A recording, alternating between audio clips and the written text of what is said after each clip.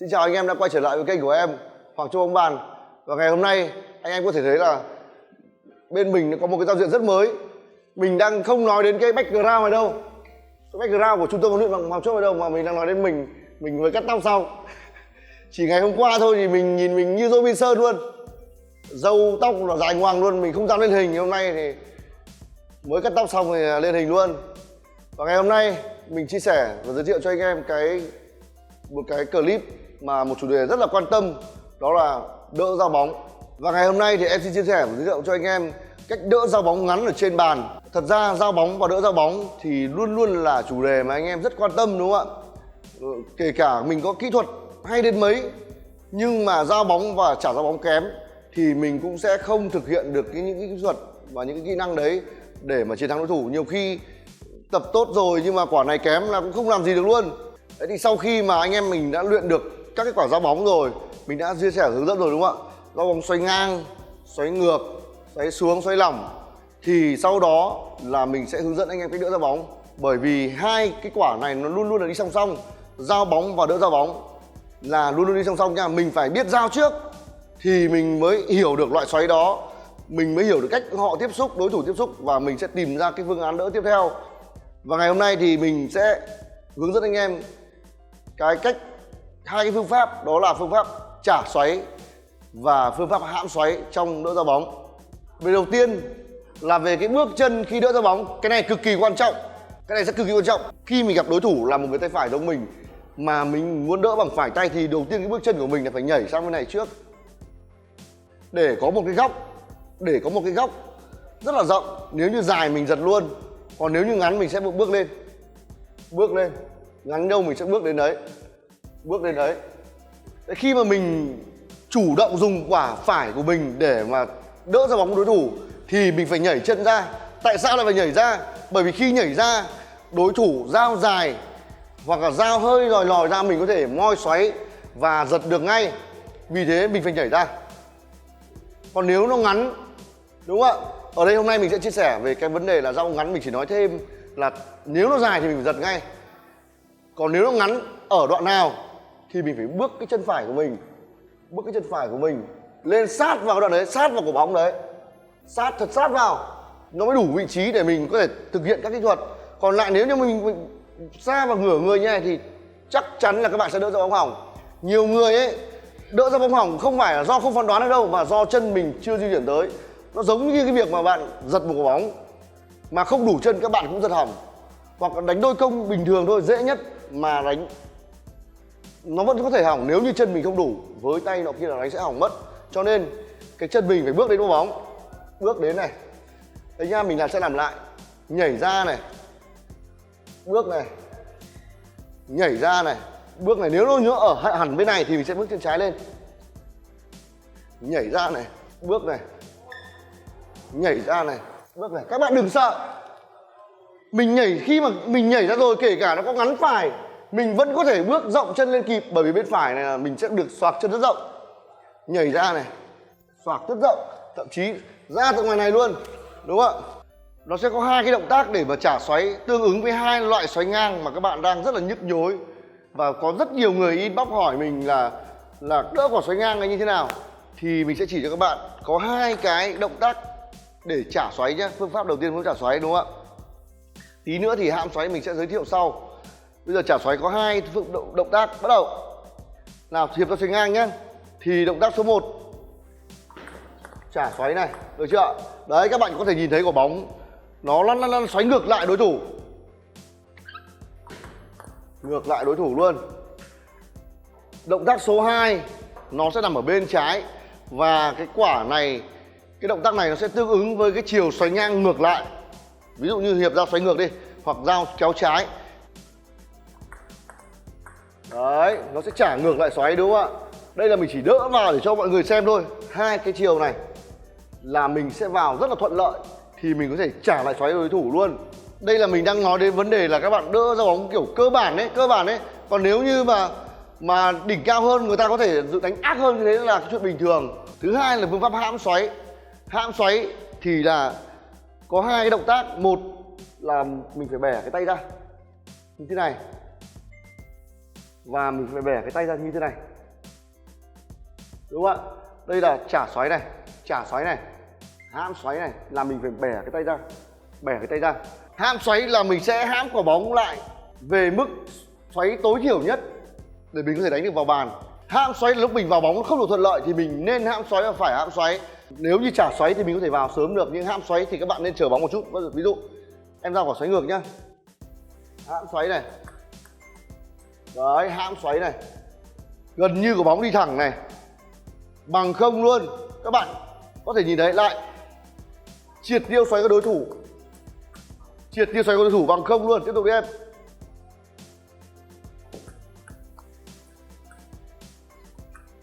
Nếu như quả hãm xoáy này mà mình vào sớm, mình không hãm lại ấy, là nó sẽ bay thẳng luôn. Trừ khi các bạn đỉnh cao rồi thôi, chứ còn mới chơi các bạn vào quả này, nếu như vào sớm nó sẽ bay bồng lên và đối thủ sẽ tấn công được của mình. Bắt đầu này, trả xoáy vào sớm bồng luôn, chúng ta phải vào muộn, hãm. Có rất nhiều, thực chất có rất nhiều cách đỡ giao bóng, nhưng mà đây là cách cơ bản nhất mà mình muốn các bạn nắm được cái nguyên lý này. Nào, bên trái nhá, bây giờ em giao cho con lắc thuận tay sang bên trái của anh thì nó sẽ đã ngược chiều, nó sẽ không thuận lợi cho cái việc đưa ra như này. Nếu mình đưa ra như này là mình sẽ bị bay luôn, vì thế nên mình phải dùng phương pháp hãm xoáy. Nào, đưa ra này, bay luôn, đúng không ạ? Hãm, hãm, vương quả bóng gần như về không luôn, hãm. Còn nếu đỉnh cao rồi, đúng không các bạn, đỉnh cao thi đấu các bạn vẫn vào sớm bình thường thì vấn đề đấy là vấn đề khác, có thể có sự luyện tập rồi nó khác. Lại em, vào sớm nó khác, đúng không ạ? Mình mới chơi hãy chậm thôi. Và bây giờ là ứng dụng trong tập luyện nhé.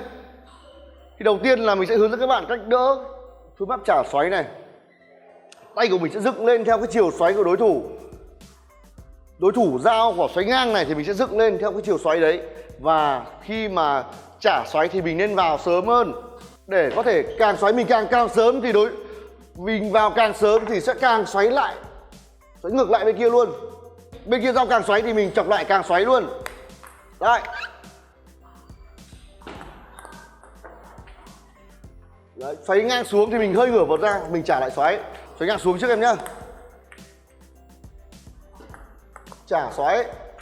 Xoáy ngang lên nào, dựng vợt lên, trả ngược lại. Còn lên nữa mình lại dựng lên, mình chọc lại luôn, cũng vẫn được. Chọc lại luôn, vẫn được luôn. Cứ tập luyện thật nhiều lên. Có một bạn tập với mình mà phải mượn bạn nào giao xoáy vào. Các bạn nên lưu ý là phải tập giao bóng trước nha. Không nhiều bạn lại chưa xem những clip trước của mình lại cứ bảo là như thế nào là ngược xoáy, như thế nào là thuận xoáy. Thì thực chất các bạn phải tập giao đã.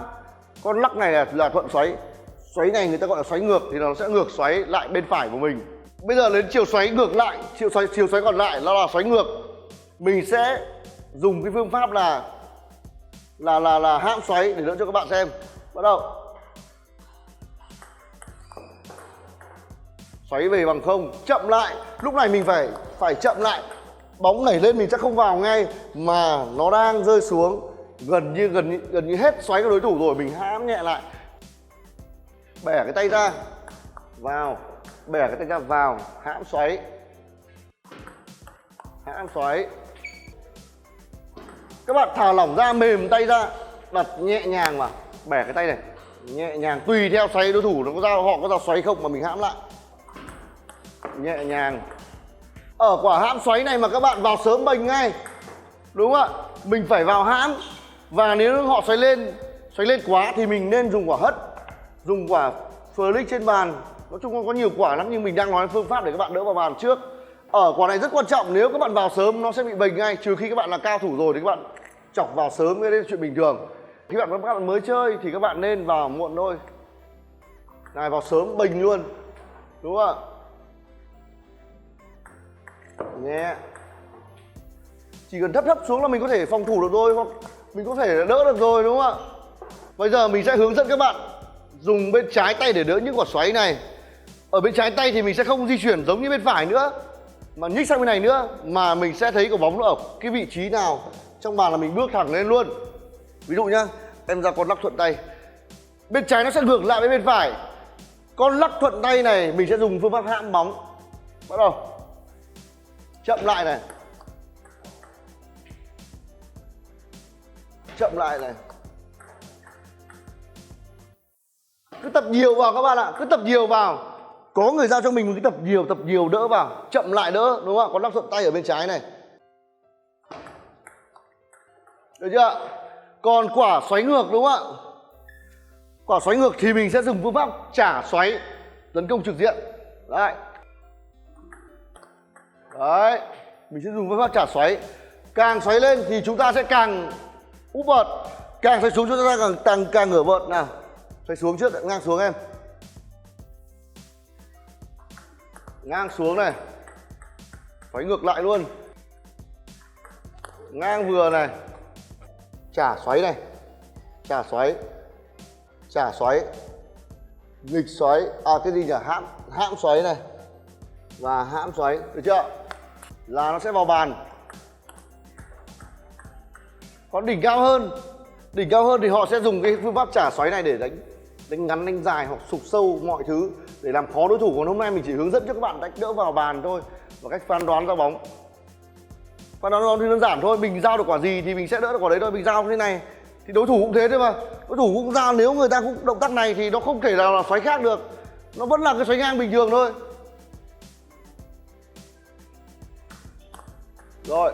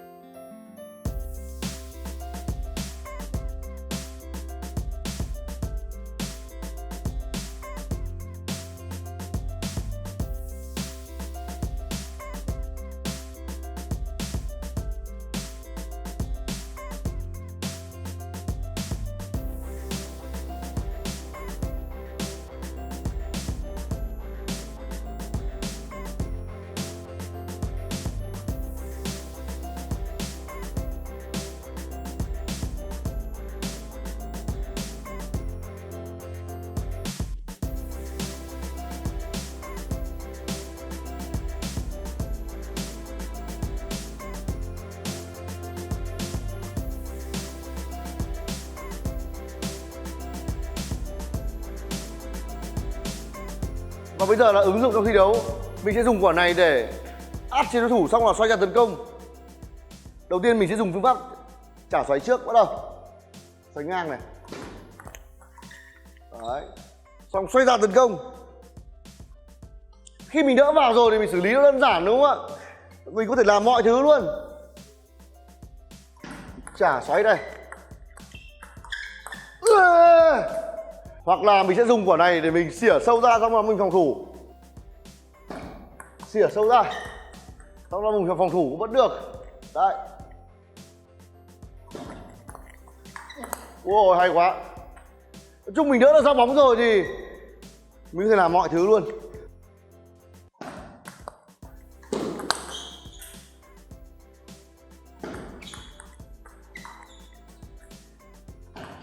Triệt tiêu xoáy này. Đấy. Các bạn thấy không ạ? Mình triệt tiêu xoáy cho nên là đôi khi đánh lừa được đối thủ đấy ạ. Đối thủ cứ tưởng có xoáy giật moi lên là bay ra ngoài mất. Đấy.